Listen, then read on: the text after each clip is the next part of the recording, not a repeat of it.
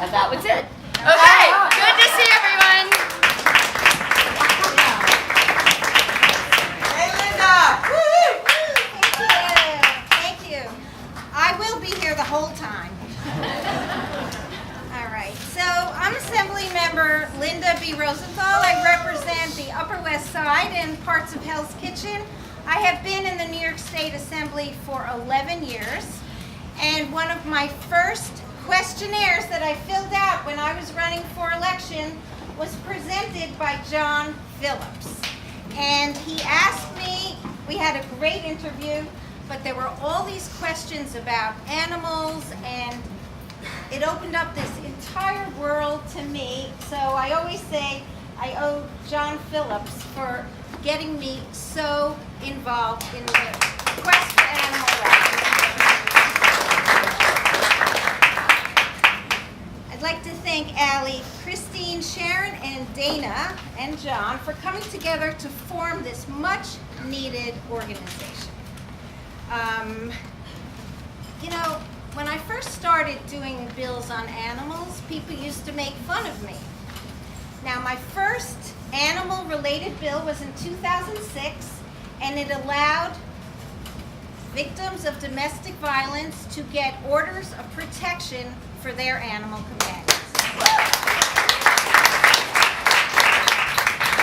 And I remember a lot of people said to me, well, why are you doing that? Why are you working on animal abuse? Why don't you work on people abuse? And I said, well, that's what you're doing, so that's covered. But all of these issues are interrelated, and someone needs to speak up for animals in that way. And so since that bill, which now that law is cited in so many journals, they say the connection between animal abuse and people who go on to murder and commit heinous crimes against humans, not to mention more animals, starts when they first beat up a little poodle, which was one of the first cases in New York City to get that order of protection. So I have passed many animal laws, and I'll just tell you a few.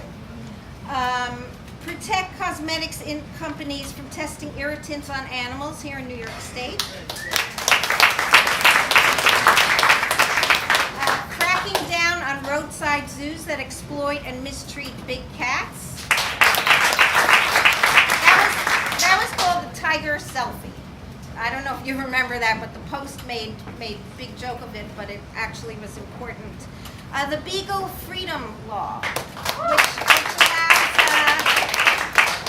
beagles that have been used in labs. Sometimes when the experimentation is done, we can take them back and give them a happy life.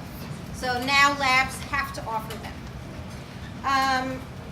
Extending the preemption law, which many of you fought alongside me, which allowed cities like New York and Suffolk to crack down on puppy mills. That was a huge fight that the pet industry and many other enemies of animal rights fought, but we won that.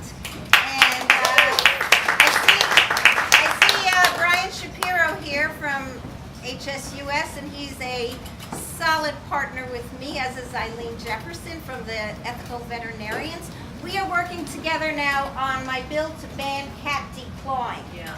And I am hopeful that all of you involved in this will help me, because there's tremendous resistance to that bill, mostly spearheaded by veterinarians, who I once thought were like the best people on earth. And some are, but many others are profit-driven, and that's who we have to fight. So I have microchip bills. I passed a law about bears. I'm really devoted to animals, and it's not just because I got 2 little kitties at home. It's because it's the right thing to do, and it's trite and cliche, but we need to fight for those who do not have a voice. Yes. And animals don't have a voice. So that's why I'm here, and that's why I'm so happy that you guys are here. You're gonna whip the state into shape. I know that. I know that.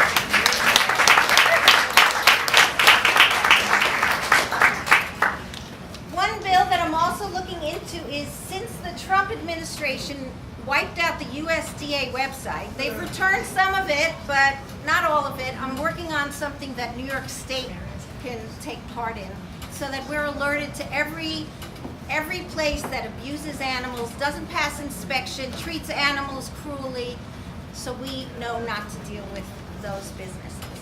So, pro-animal bills and policies, they get people elected, and that's why a lot of people are in it. I have some colleagues who are the most right-wing in Albany. They do animal bills. They understand that's what their constituents want, and that's what a good public servant does, is listen to their constituents. I consider animals also my constituents, and so I am honored and proud to fight alongside all of you.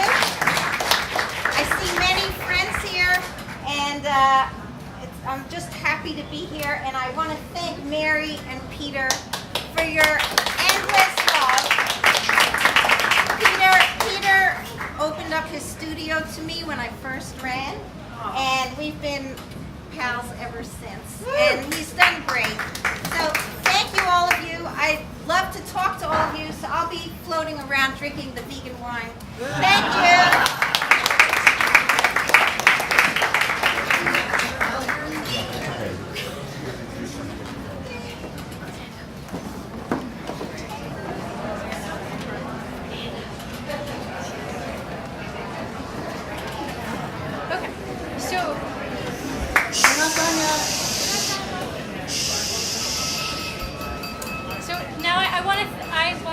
By the way, I forgot to thank Mary and Peter Max. Thank you guys so much for having us here. This is amazing. Please thank Mary and Peter Max. They're amazing.